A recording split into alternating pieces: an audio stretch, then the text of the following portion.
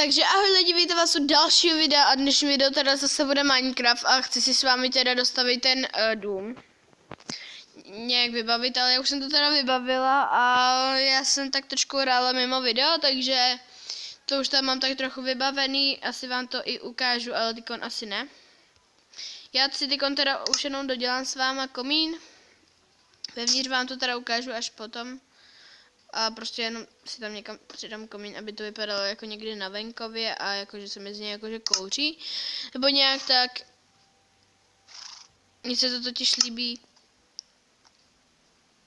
Marčátka kvíkají, no jo. Co mají zase za problém? Tak. Použili jsem mi z komínu. Super, a teď vám to teda ukážu vevnitř, už vidíte, že se stmívá, protože už jsem tady dělala 3 pokusy, které se nepovedly. Takhle teda slunce tam krásný a potom se asi půjdeme projet někam na koni. Já na sobě mám asi brnko, co? Jo. Takže je to dobrý. No, takže teď vám to teda představím nějak vevnitř. Takže tady mám teda crafting table. Tady mám teda chestu, tady mám druhou chestu, tady mám teda kobereček u postele, tady mám postel a tady mám takový jednoduchý stoleček. No a mě takhle to teda vybavený stačí, akorát si sem asi přidám ještě nějaký obrázek. Protože to jsem vždycky chtěla vyzkoušet, já jsem ještě snad nikdy nedávala nikam. No, to je zrovna pěkný. Já ani nevím, jako jaký obrazy tady třeba jsou, nebo tak. O, ten je taky pěkný, ten je i velký docela, ten je taky pěkný, ten je taky. No, ale mně se tady moc líbí takový ty fakt jenom ty malinký čtverečkový a já si tady nechám takhle nad postelí tohle a jdu spát.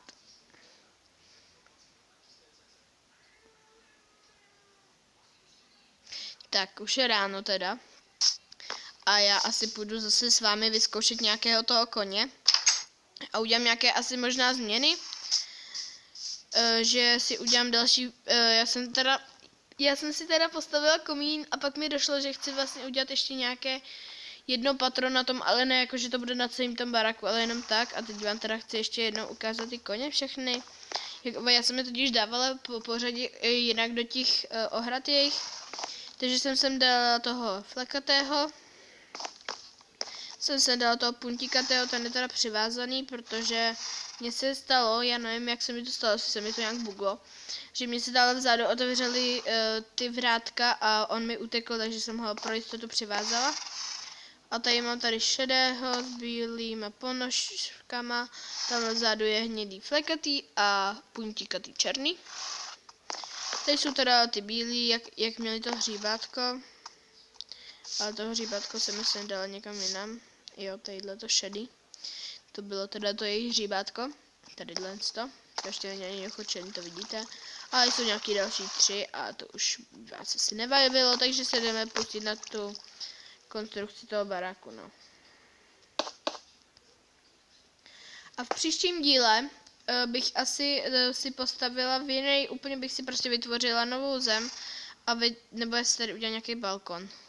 A vlastně bych si tam prostě postavila hrad a vlastně bych to všecko dělala s vámi. Jestli tady udělám jenom takový jakože výklenek, nebo jak se tomu říká, já fakt nevím. A takhle na tom ještě budu mít takovou hradbu, kde budu moct vyhlížet různé věci a tak. Prostě já mám ráda prostě takový balkony, mám hrozně ráda. Ne. Tak. Dobrý. Tohle se mi naštěstí povedlo. Sem dám třeba torčku. A tady si udělám teda jako díru, aby se mohla tam odsaď lézt vlastně dolů. Takhle. A sem si dám takhle žebřík.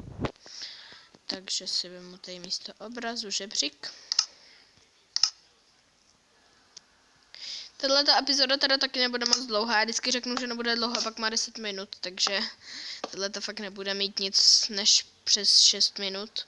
Možná jo, já vždycky to prostě řeknu a pak to nedodržím. Já neumím les po žebříku, nebo co?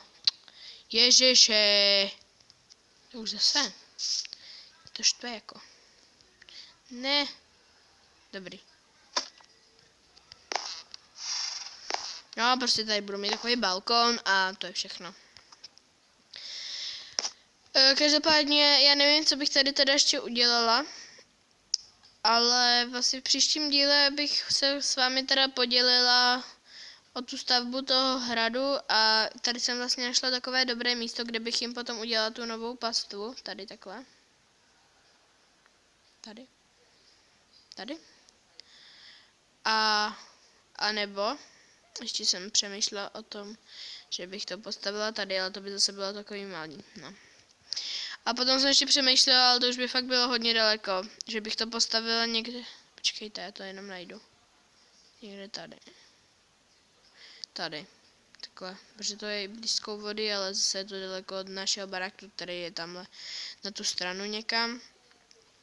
Takže já tam teď rychle doletím, vidíte, že je to docela dálka a než bych je tam převedla, tak by to docela trvalo. No, ale to se rozhodneme až v příštím díle. A pro dnešní teda by to bylo všechno a já se s vámi zase tímto pohledem na celý náš ranč loučím.